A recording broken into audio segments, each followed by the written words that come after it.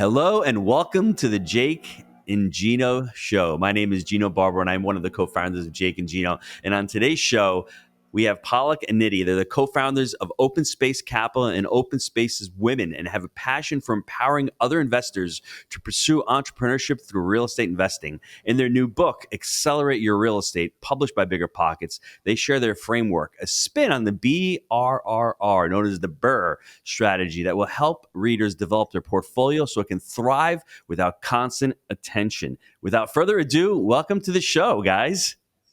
Thank you so much, Gina, for having us. Yeah, thank you for Great having to us. be here. Excited to be here.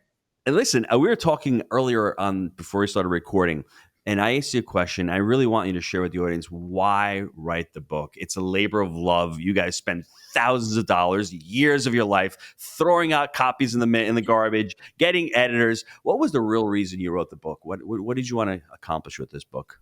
So we scaled our portfolio very fast, and people asked us all the time, "How did you do it?" And we said, "Oh, we used the BRRRR strategy, but we scaled it using systems, processes, and teams using this framework that we've developed." And everybody asked us, like, "What do you mean? What's that? What does that mean? What is?" And and it was so hard to communicate all of the systems and processes that we used in a very short time. So we said, eventually we said, all right, we need to write a book so we can communicate this, because there's so much that goes into it. And we want to help people get access to that. So whose idea was it? Because in our family, my wife's got the idea, and then she goes, Gino, I've got this idea. And every time I hear that, I'm like, uh-oh, here comes a lot more work from me. So you're the idea guy, and she's the executor. Is that how it goes? Okay. So That it was is, his idea, and he also took the lead on execution. yeah. Wow. But it usually is that way, Gino. When I get to hear, the same thing where I come up with ideas, and she's like, "Why don't you implement it this time?" I'm like, "All right, fine." A lot of times I will say I have ideas, and then this is a new rule that we've come up with. I have ideas, and then sometimes we'll disagree on it, and I'll say, "Oh, I'm still gonna do it," and then he backs me up anyway. And then a year later or something, I'll say, "Oh, I should have listened to you." So now we've decided that we can only implement an idea if both of us are truly on board. Learn I that the love hard that. way.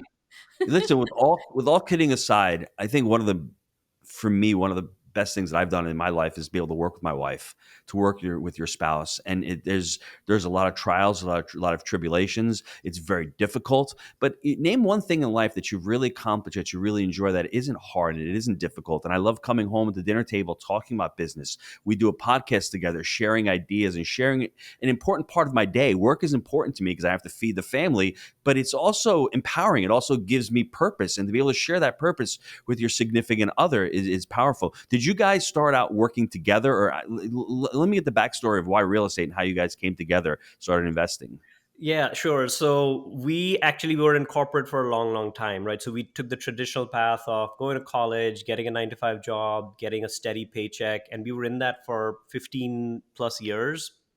And then we realized at some point that if we kept working for another 20 years, we were not going to be financially free. And we had really young kids at the time, like a 2 year old and a 2 month old, and we barely got any time to spend with them. And we said, okay, something needs to change. And what can we do to do that? And we realized, and I was listening to a lot of podcasts at the time and reading books, and Warren Buffett said this, where sometimes it's not about how hard you row the boat, but it's about what boat you're in. And we realized that maybe in corporate we were in the wrong boat, and we just kept trying harder and making all these sacrifices, but we were never going to get there until 60, where we didn't want to wait that long. So that's when we found real estate, and we thought, okay, this sounds. And we both loved real estate Yeah, anyway, we so we're both like, oh, liked why it. don't we try this? And we got started with a couple of rent ready rentals, and we're like, oh, we actually like this, and this builds wealth. And that's how we sort of got started with real estate. And what did your family think about it when you mentioned it to them? What was their initial reaction? It was skepticism, Yeah, right? And I think that goes for a lot of people that are trying to get yeah. either started in real estate or entrepreneurship. Anyone, uh, because people generally talk to people who have not done something before, and anyone who hasn't done it before will say, oh, that's so difficult to do, don't do that. Like, that's, I've heard all these horror stories about, people, tenants not paying and all this stuff. And but it's really it's important where you take your advice from. So we're like, all right, we're just going to keep going, even though people even told us, oh, you haven't done any business before, what do you know about business? And those are all Mhm. skills that can be acquired, right? Mhm. And how did you guys start working together? Did you just decide, "Hey, we're gonna do this together," or how did it look early on? Did you quit your jobs early on, or did you continue to work and then at some point you left your jobs? So um, we had a 2 year old, and I just had a baby, our second one, and we had a couple of rentals. And once you taste that cash flow and you realize that I mean, it's work. I'm not going to say real estate doesn't take work. It does take work. But once you have a stabilized rental property, it takes very little time to manage it and have that cash flow, provide a good place to live for someone, make an impact. So when we had our second child, I was on maternity leave and I just did not want to go back because I kept asking our company for flexibility because we had two small children. We're immigrants. We had no the village that people talk about, like takes a village to raise children. We didn't have that. And so I kept asking my company for flexibility, and I thought, after putting all that time in a company, you would think that they would be more open to it because you have a reputation, they know you do good work, but they were not open to it. And I just got really resentful, plus seeing how there was a way to make money without spending all my time on a factory floor. I was working in a factory. I I really wanted to do something about that. So I asked him if he would be open to becoming a single income family, and it was tough because I had worked really hard to get there. My mom was a single mom. She raised me. She worked really hard to put me through school and everything. So it was a tough choice because I didn't know when I quit my job if we were going to make it. Mhm. So it was a tough decision. And then also I feel like we place so much of our self-worth on what we do that it's kind of like an identity crisis if you just quit your job and decide to build something until you succeed. So it was hard.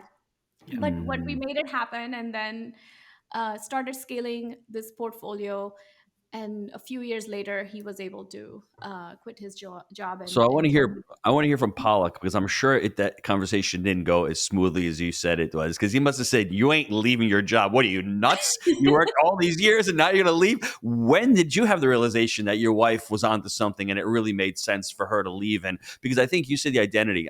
We have 6 children, so to me, I think the mother and family is the most important thing. I think there's identity first to God as we're God's children. But then after that, as women, you're mothers. I mean, this is something that me and Pollock, we cannot identify to. We can't nurture. I don't care what anybody says. I cannot feel what my wife does, and her job is of the utmost importance. So if you're leaving that and you're saying, "Hey, I want to leave that," but then I ultimately want to work with my husband, to me that's such a high calling.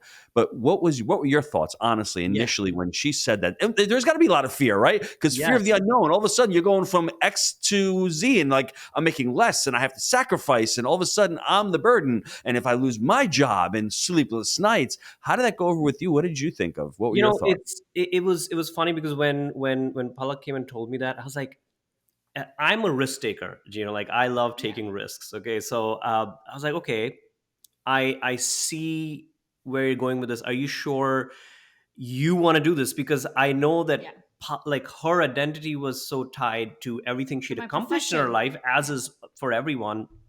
I said, are you sure about this? And then she thought about this for like a few weeks. And I said, yeah, okay, if you're that sure, then let's do it. But then you don't have to sacrifice the other side of the need that you have to achieve something, or the right. need that you have to give back to society. You can still do that. And I think that's the realization that we had early on, is that she can still quit her job and still build a portfolio. And I said, look, if you want to do that, I'm going to be there to support you, because at the end of the day, it's a risk. Yeah. And it's a lot easier to take that risk if both of us are on board and are on the same page. So we're like, all right, if you're doing this, let's do this together. And I must say that that's actually that moment I think really redefined our relationship, because I didn't I didn't know if I could actually do it. I proposed this idea, but I wasn't 100% sure that I could jump in and actually do it, but him backing me up really made a huge difference in that decision, and also in what our relationship was about. Because early on in your marriage, first 5, I don't know, even 7, 10 years, you're still learning about each other. You're still Mhm. defining what life you're going to build together. And something like this becomes what defines your relationship moving forward. Mhm. So And yeah. this is important because it is a real estate show, but we're talking about relationships right now because relationships are important. That's why we get into real estate, because relationships are important. But I have news for anybody listening to this right now. What's the worst thing that could have happened if Nitty came and she completely got destroyed and lost money? She could always go back and get a job again. Right. We're so afraid. Take the risk, take the opportunity that is offered to you. I had a restaurant. I left the restaurant to go into real estate full time with Jake back in 2016. If I had done really poorly, I could always go back and become a cook or open up another little pizzeria. I think we get so lost and we're so afraid. And then all of a sudden, everything seems so negative. Take a step back, especially if you have a supportive spouse, which is great. Take the risk, take the opportunity. Obviously, I'm sure you both planned pretty well. I'm sure you both had some reserves. I'm sure you had a lot of things going on. You didn't just burn the boats or burn the bridges. You were very systematic about it. You're very thoughtful about it, and you had communicated really well. But if that all doesn't work out, it's okay. You can go back to your Right. job. But think of all the stuff that you would not have had, the both of you right now, if you had not taken that opportunity. Isn't it amazing to just look at it from that perspective? I think that will change everything for anybody listening saying, I don't know if I want to leave. There's too much risk. I think there's too much risk not to leave because then you don't know what your life Yes. is going to look like 5 years from now. That's Yes. right. What's the worst that can happen, right? Like she'll just get another job, or we'll figure it out. We're in this together. We'll Yeah. figure it out. But as you said, like the risk is as much in the opportunity cost of not doing something, and we'll be still in the same position 10 years from now if we hadn't taken that risk, and we'd be kicking ourselves that we should have done it sooner. I So love this question that you shared with me. These high earners, that paradox. Why are high earners? Because there's a lot of doctors listen to this show, a lot of engineers, a lot of seven-figure net worth, earners out there living paycheck to paycheck. Why does that salary keep them from building wealth? it is so interesting. Like we've thought about this a lot ever Mhm. since we were like high earners and we were trying to create wealth for ourselves. I think it's what society instills in us since we were young, which is that you need to sacrifice everything that you have, and you need to put every waking minute and all your efforts into building income. And no one tells us that it's important to build wealth. When it comes to building wealth, people read like a couple of books and they listen to a couple of podcasts, but they never take action. Or maybe they try to learn a skill and they give up because they're not ready to make the same sacrifices to be able to build wealth that they've done for income. Like people want instant gratification, instant Yeah. success. People work on it for 3 months or 6 months. They're like, oh, why do I not have wealth already? Well, but think about how long it took you to create income of where you are today. You went to school, you spent 10, 15 years working, sacrificing, and that's what got you to the 100, 200, 300K or whatever plus that you make a year today. So why not? And wealth building takes a fraction of the time and fraction of the work, but because society has instilled in us that income is everything, but wealth is not. That's why we're all just so focused on income. So And then my follow. Let me follow up that, and Nitty, you can Yeah. answer this. Why has society done that? Why have they given us the golden handcuffs of income, but not really taught us wealth? What are your thoughts or your theories on that? I think it's interesting because in a way, for society to function, society needs workers, right? So people need to hire somebody that they can get to do a job, especially people in power and people who are these corporations. And for them, it's best to, I mean, going back to the industrial revolution, right? Like if you look at the schools, and what we learn in school has been the same and hasn't changed for hundreds of years. Hmm. It's because we're just creating people who can go in a company and take up a job. That's what everything, even if you go to business school, that's all you learn. They don't teach you how to, start a company necessarily. Most MBA programs will teach you how to work in a large billion-dollar corporation as a manager, right? Hmm. And so it's just, I don't know again what the design or why it is that way, but it needs to change. And it's a huge mindset shift. It is a huge mindset shift, but it needs to happen. So, what are your thoughts on that high income earner as people are earning more money? I think that there is some things that you only learn in the process of building wealth and being wealthy. And because our parents don't know that, it's very hard to pass on that information to us. We come from a family of workers, like you said, of employees. Who was going to teach us this? They don't teach any of this in schools, Yes. right? How are we supposed to learn this? I think it's just easier to follow the traditional path because that's all we know. I really think that's what it is. And once you understand how money works and how finances work and how building wealth works, then it's very hard to go back after that point. Mhm.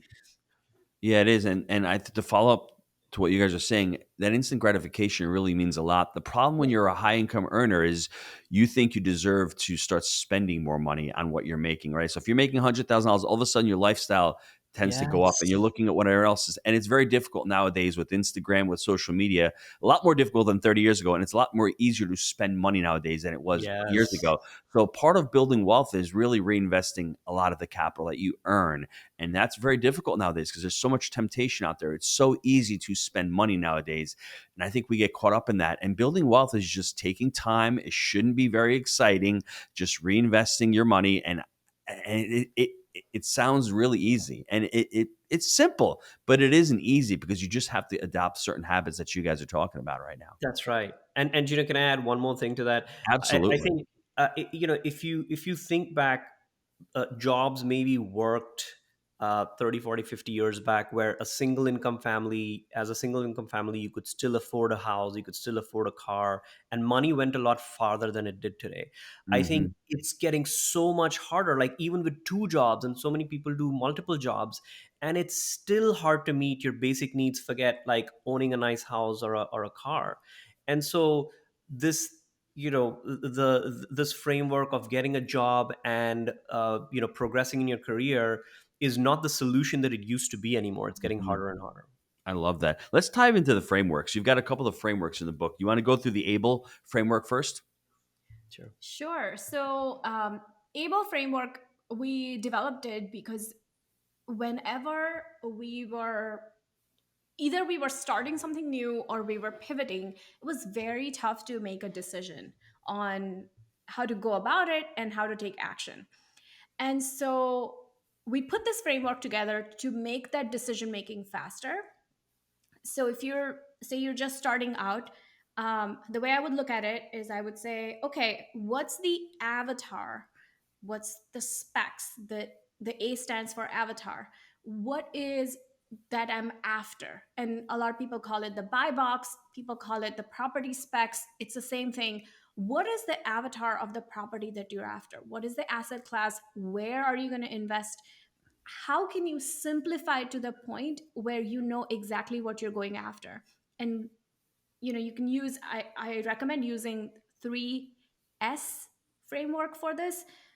Hey, pick something when you're just starting out, pick something that is small, which requires the least amount of risk in the first go, and you can always make it riskier over time, right? But your first Hmm. deal, make it as simple as possible, as small as possible, and as scalable as possible. Something where if you learn something, you can reuse it again for the next deal. People Hmm. always look for that needle in the haystack deal for their very first deal, and it takes so long for them to take action because they see people who have experience talk about their deals, and they think that that should be what their first deal looks like. And I always say, for the first deal, don't try to look for a needle in the haystack. Think about what the avatar is of the property and keep it small, simple, and scalable. The second letter B stands for blinders. And when investors come into real estate investing, any strategy, it's going to be an uphill battle in the beginning. And people give up right when it's about to get easier because Mhm. it got hard. And what they don't understand is, when you look at somebody doing something else, a different strategy, it may look simpler, but when you get deeper into it, it's going to have the same uphill battle in the beginning, right? You have to make mindset shifts, you have to acquire new skills, you have to put your systems and processes, build that business. So put your blinders on. L stands for leap of faith. And at some point, I feel like, especially people who come from professions like me, that inherently attract a lot of people are conservative with money and numbers. Like, I was an engineer. It's just natural for me to be extra conservative, extra risk averse with my numbers, with taking that step. A leap of faith, at some point you just have to take a leap of faith and be like, listen, I did as much research as I could. No matter how much more I study and research, at some point I'm just going to have to accept that investing has some unknowns associated with it, and some things I'm only going to learn if I take action. And the Mhm. last letter E stands for expectations. And I feel like a lot of people, they get up to this point, you take that leap of faith, but then if you fail the first time, you feel like this is simply not going to work. It's not like that. You have to manage your expectations and know that there's going to be peaks and valleys, ups and downs. It's a game of snakes and ladders. Sometimes um, you step on a snake, and that's okay. You manage your expectations and go in it knowing that it's going to be a mix of ups and downs. And knowing that allows you to take action and continue having that momentum, even where there is highs and lows. So Abel, Avatar, Blinders, Leap of Faith, and Expectations. I love that. I was watching Chris Voss's masterclass this past weekend. I was on a plane coming back from Italy, and one of his quotes that I love it. He said, "Awkwardness is an indication of learning." Mm. And Mm, if you can't be awkward and you always have to be right and you can't be uncomfortable, you will never learn a skill. And what you're saying here, the blinders, is that shiny object syndrome. Please yes. just pick one niche. I'm not going to tell you that multifamily is the best. I personally think it is because I've been doing it for a dozen Right. years. I love it's a basic human need. There's a lot of really good points. But if you like self storage, or you like mobile home parks, or you like single family fix and flips, whatever that may be, put the blinders on. And the avatar, your buy box, have a buy right criteria for that as well. Select the market, do everything. The framework is pretty simple, like I told you, but it's very difficult to follow that because you might not take that leap of faith. But that's why having partners, having significant others, you Yes. have that accountability. Joining a community, very Joining a important to do community. that as well. It's really, really important. But the able framework, if you guys follow that framework, pick the niche, pick one, and stick with it.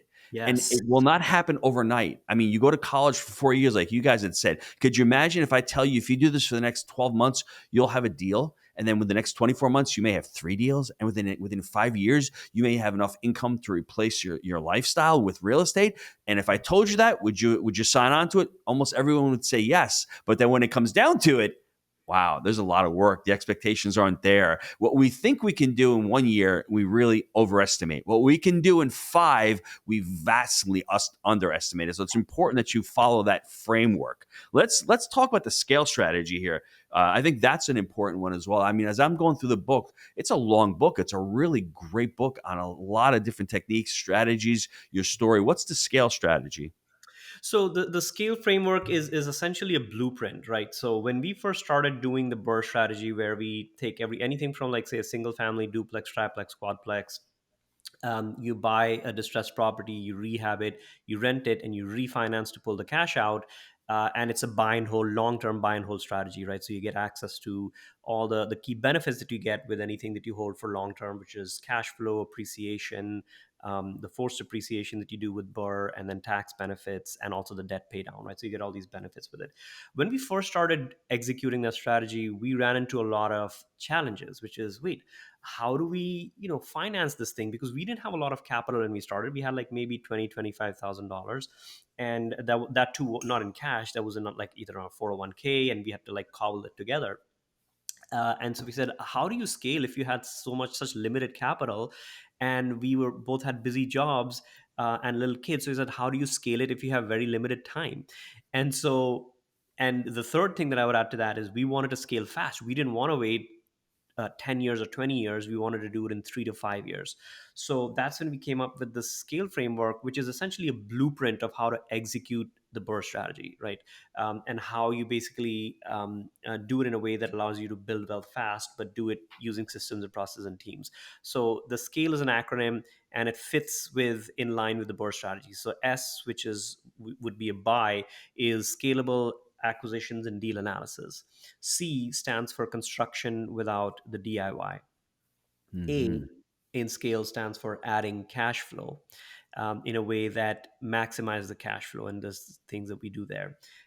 L is for leverage and commercial financing, which is one of the most important things, important skills you can learn as an investor, which is commercial financing and leveraging correctly. And then E in scale is exponential growth, which again, using the systems and process and teams along the way, you scale pretty fast. Excellent. Let's take a quick time out to hear from our sponsors.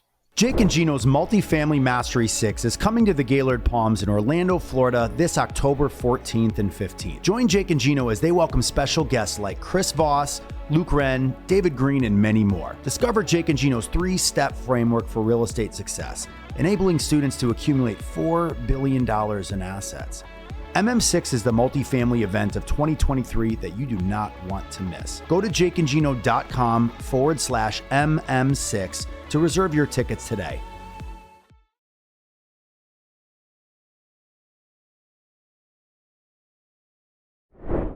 And we're back. I think you guys have probably worked a lot on your mindset. And I think most people, when they get into real estate, all they think, hey, I'm going to buy a couple of deals. I don't really see this as a business. I just want to get a little cash flow. What was the mindset that you guys needed to adopt to start investing in real estate and start ultimately scaling and leaving your jobs? I think mindset wise, a big change for us was kind of knowing that wealth building happens over time.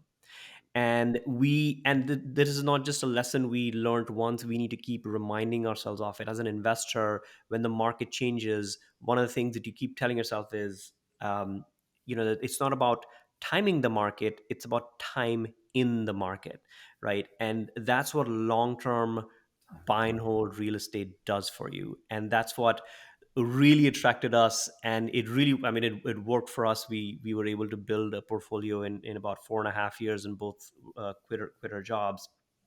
And I think that was a big sort of shift for us to understand that the reason, um, the rich and the wealthy can be rich and wealthy is because they have assets, and those assets is what gives you the income that you then use to buy more assets, and that gives you even more income, and that's the way to truly be wealthy and be free.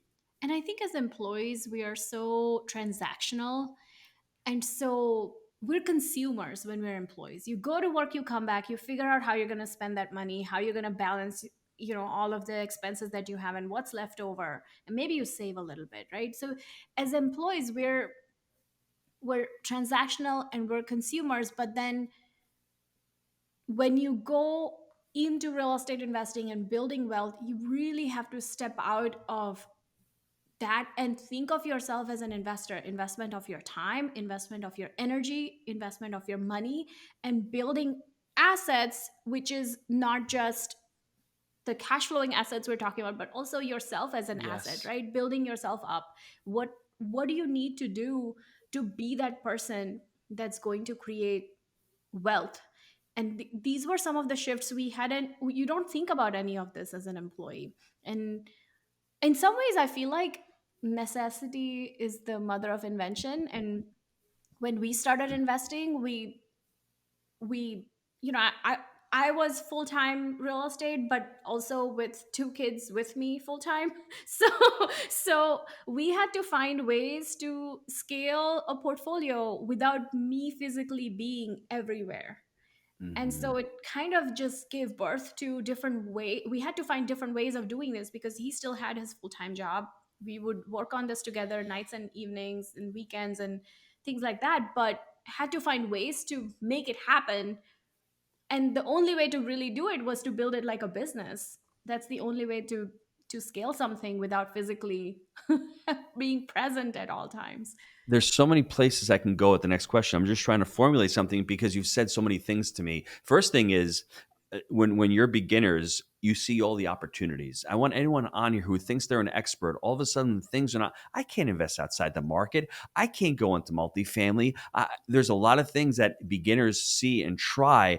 Is when we become experts, and the experts over the last 3, 4 years have been completely wrong about everything, from Right. inflation to Yes. market to interest rates. I mean, they've been wrong about everything. So if you can adopt that beginner's mindset, I think it's truly important. And as you're learning, and one other thing that you said about consumers, I think the thing that MJ DeMarco really impressed upon me. He's the millionaire fast lane. He says that people who truly make wealth are producers. You guys are producing right now because you're creating jobs, you're producing Mhm. great quality assets. People are trained to be consumers. Be a producer and then allow your production for your consumption. It's the other way around. We become slaves because our consumption overtakes anything else. And we're always thinking about buying the next car or buying the next home or going out and going to Nordstrom and spending money when we should really be thinking about investing that money and letting the production. And it is backwards. And I always say to myself, why were we taught that way? Because it's a lot easier to control people who have a lot of debt. We control people who have that mindset of worrying about always their next purchase. I'm thinking about my next deal. That's what I'm always thinking about. I'm thinking about investing the money that I have. I'm not worried about cars. The cars is Yeah. temporary. And I think if we can at least adopt to people to have a little bit of a producer mindset. In the beginning, it may be uncomfortable because we're used to seeing that money in the bank, and I don't want to lose that money because that money is safety and security. When in reality, it really is not safety and security because you're losing so much purchasing power in that money in the next 5 years. But you have to be, you have to be what you guys are doing. Have these frameworks and get educated. Where did you guys start getting educated? I mean, you're working W-2, you have this mindset shift. Where did you guys jump in? Where can somebody listening to this right now? They're starting out. They're overwhelmed. There's so much information out there. What did you guys do when you started out? So we listened to every podcast we could get our Mm. hands on, every podcast, every book, and about that was about real estate, about wealth creation. And we listened to that for about a few months, and we consumed a lot of content around, okay, what is the right strategy for us? And I think Mhm. one thing that really helped us was we knew we had to get out of that mode, because sometimes once you get into education mode, like people, like you can get into this like endless loop of just consuming more and more content. Be like, yeah, that sounds really good, oh, that sounds really good, and it's the shiny object thing. And so really making a decision at some point to say, all right, this is the one strategy that I'm going to pick, and then truly mastering it. But it's okay to start with books and podcasts when you just want a lot of information about different strategies. But if you want to go really truly deep into one topic, one podcast or one book is not going to do it. You need to spend like years doing it. You need to be in a community that's helpful and shows you the way. You need guidance along the way to see where you're going. So use that to start, but then pick something and then go deep. I should have asked you guys this question sooner. I don't know why I didn't, but how is real estate? I mean, how has this changed your life? Talk about the last few years since you've left your job and the struggles that you had, and how your life is today, how real estate has made your life different.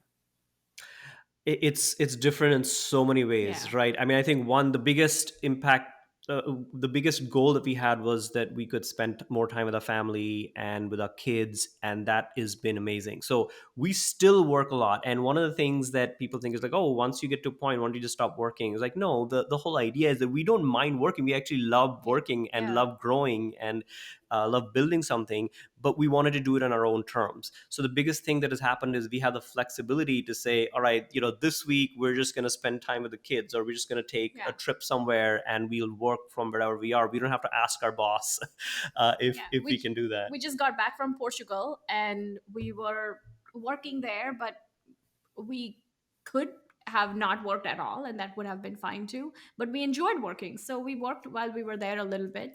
And it's it's been pretty amazing to and empowering to know that you can kind of decide how you spend your time. That can be quite disorienting at first, because you don't there's so many things you can do with your time. But we've reached a good balance now where we know how we want to take this gift of time that we have and turn it into, like you said, producing more. Hmm. Do you guys mind if I sum up your entire what you said there in one word? Do you mind if I do that for you? I Please. think the word that comes to my mind all the time, because I've been reading The Psychology of Money, I've read it over and over, it's autonomy. You guys have Hmm. Autonomy. autonomy over your life. It's you guys can make decisions when you want to, where you want to. And when you become successful, it's not about chasing money. You're chasing opportunity right now. And you want to work because you've gotten really good at something. Why would you quit something because you got good at it and like, I'm going to go sit on the beach? Sitting on Yes. the beach for high performers gets to be boring after a while. That's not Yeah, what the goal is. The goal right. is to really become really good at something, not worry about the money because the money will come in, and just continue to do it because you love to do it and continue to get better there. And then all of a sudden, you guys write the book, Accelerate Your Real Estate, and you're giving back and you're creating even more impact.